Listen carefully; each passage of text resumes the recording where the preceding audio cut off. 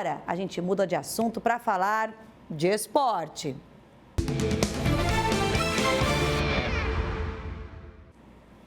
Não dá para ter aquela empolgação para falar, porque a gente começa falando da decisão da Copa Santa Catarina, que não começou como o torcedor tricolor gostaria. Drica chegando aqui para conversar com a gente, a torcida fez aquela festa, foi bonito.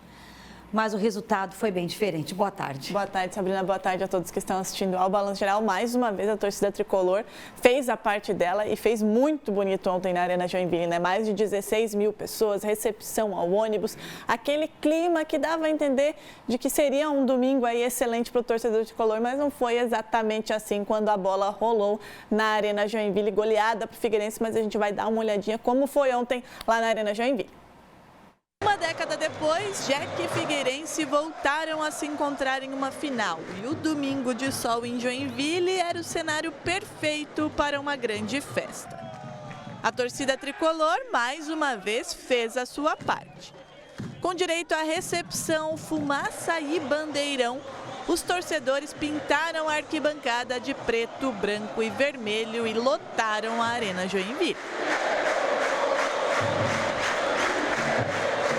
Mas quando a bola rolou, quem comemorou foi a torcida alvinegra. Mais de 16 mil torcedores estiveram na Arena Joinville para tentar empurrar o tricolor rumo à vitória contra o Figueirense. Mas o que a torcida viu foi uma goleada do Furacão por 4-1, que agora só precisa do empate no Orlando Scarpelli para comemorar o título da Copa Santa Catarina. Letal, o Figueirense aproveitou 4 erros individuais do Jack para dar um passo importante rumo à taça e à vaga na Copa do Brasil. Ainda no primeiro tempo, aquela que nunca falha apareceu, a lei do ex. Marlisson aproveitou falha do goleiro Bruno Pianissola e abriu o placar. Cometemos muitos erros, inclusive eu. Quando a equipe estava muito bem no jogo, eu cometi um erro muito grande, que acabei prejudicando. Nosso time é um time novo que acabou sentindo e tentamos sair para o ataque de tudo que é jeito para conseguir empatar o jogo. O tricolor ainda teve o técnico Leandro Senna expulso. No segundo tempo, o VAR apareceu para confirmar pênalti de Alisson Tadei e mais um gol de Marlisson. 2 minutos depois, mais um erro do tricolor no campo ofensivo. Contra-ataque e gol de Felipe Augusto. O Jack só descontou aos 50 minutos.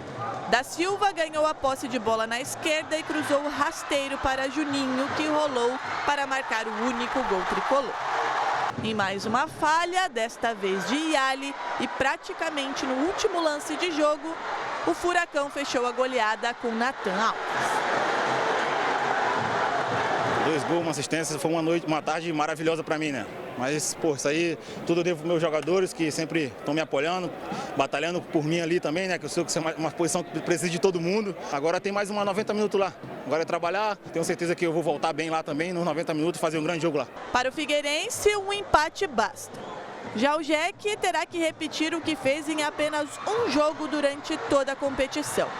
Marcar pelo menos 3 gols para levar a decisão aos pênaltis. Eu acredito que as falhas, principalmente as falhas individuais, acabaram acarretando esse resultado.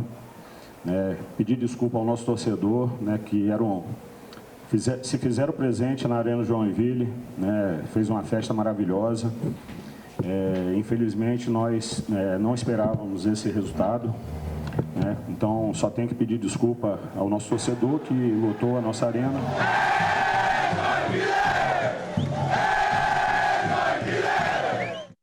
Tá aí, né? A gente termina justamente vendo a torcida do Joinville, que foi quem fez a sua parte. Foi convocada, respondeu, esgotou os ingressos, empurrou o time do começo ao fim, mas 4 falhas individuais o Figueirense não perdoou, encaminhou e bem o seu título e a vaga na Copa do Brasil. Já a gente vai falar como é que está essa situação via Campeonato Brasileiro da Série B, porque o Joinville precisa fazer mais do que pelo menos 3 gols, fez apenas uma vez.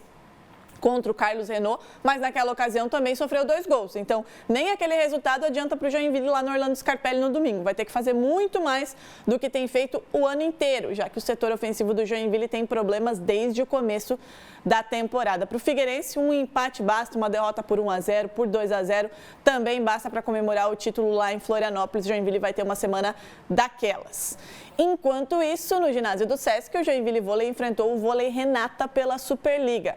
Jogo bastante equilibrado, apesar dos 3-1 aí para o time lá de Campinas, que venceu o primeiro set por 25-22, o segundo esticou bastante, 31-29 para o Vôlei Renata, no terceiro vitória joinvilense por 25-23 e no último set o time do levantador Bruninho fechou em 25-23 e a vitória aí para Campinas por 3-1. O jogador que foi eleito destaque aí por parte do Joinville foi o oposto Jax, com 24 pontos, 20 deles de ataque.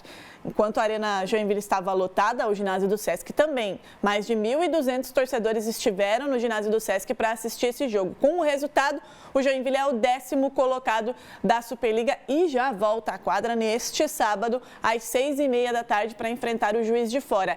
Esse jogo de sábado, originalmente, aconteceria em Minas Gerais, mas a pedido aí das equipes, esse jogo vai inverter. Primeiro jogo aqui em Joinville, no primeiro turno, segundo lá em Minas Gerais. O técnico Rubinho falou depois dessa partida de sábado sobre a evolução do Joinville. Apesar da derrota, ele consegue já enxergar um Joinville que vai tomando forma, já que é um time completamente reformulado. Vamos ouvir o Rubinho. É o jogo da oportunidade, né? É uma oportunidade que você tem que matar, senão eles vão te dar aproveitando pro lado deles. Mas eu achei que a equipe cresceu bastante. Eu estou mais preocupado que a gente consiga manter um padrão de jogo por mais tempo e a gente hoje conseguiu fazer isso. Pela primeira vez a gente estendeu o nosso jogo, então é um crescimento bem importante, né? Eu não estou avaliando a equipe por vitórias e derrotas, isso está longe de acontecer ainda. A gente está preparando a equipe, a gente está desenvolvendo a equipe e aí a equipe está respondendo positivamente no desenvolvimento. Então, é seguir trabalhando.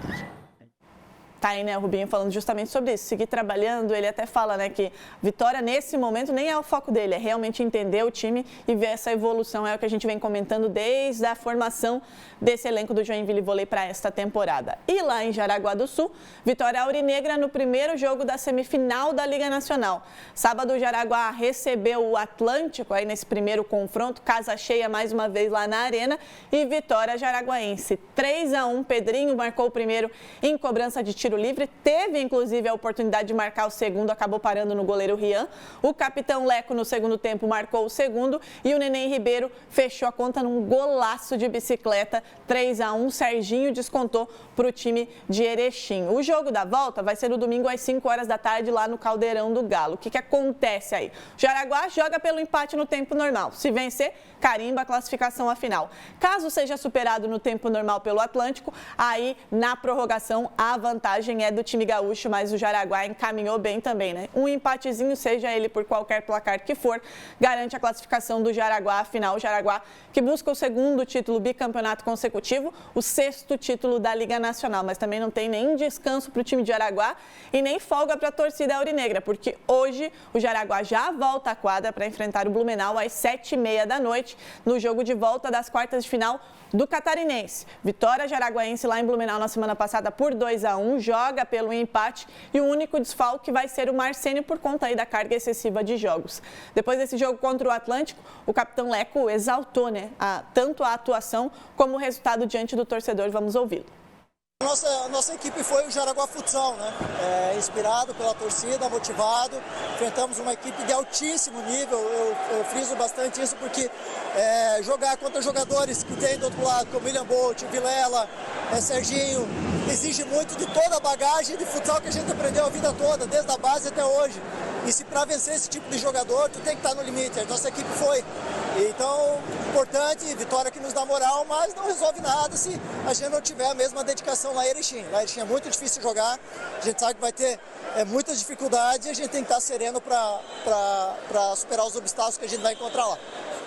Tá aí, né, o Leco falando da dificuldade de jogar em Erechim, realmente é bastante difícil. O Atlântico, né, primeiro colocado da primeira fase, tem a vantagem de decidir em casa, já conseguiu a classificação diante do torcedor contra o Cascavel e agora vai tentar contra o Jaraguá. E a gente vai seguir acompanhando a Liga Nacional, que tem a outra semifinal acontecendo nessa quinta-feira, Campo Mourão e Corinthians lá no Paraná. E aí eu já vou chegando por aqui porque a gente traz alguns dos resultados do fim de semana. Data FIFA, né, Série A com alguns jogos atrasados, mas a Série B teve muita movimentação e inclusive a última rodada da Série B vai definir muita coisa também para o Joinville. O Avaí, que não tem mais chance de conquistar o acesso, venceu por 3-1 o Remo e inclusive complicou a vida do Remo, que tem 59 pontos e acabou deixando o G4 com essa derrota e os outros resultados da rodada.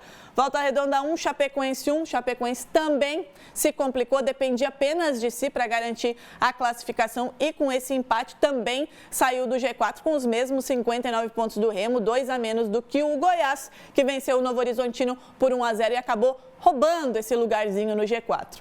O Criciúma, com uma festa belíssima lá no sul do estado, venceu o Botafogo por 2-0, chegou a 61 pontos, os mesmos 61 pontos do Goiás, mas é o terceiro colocado por conta do saldo de gols. Na última rodada, o Criciúma enfrenta o Cuiabá, que também não tem mais chance de nada fora de casa, e a Chapecoense enfrenta o Atlético Goianiense lá na Arena Condá. Chapecoense, que é aquela coisa, né? O torcedor tricolor está na expectativa de a Chapecoense subir aí para a Série A do Campeonato Brasileiro, Sabrina, para tentar ficar com essa vaga na Copa do Brasil, já que via a Copa Santa Catarina ficou mais complicado, mas a Chapecoense agora vai ter que vencer e torcer por alguns outros resultados da rodada. Tá certo.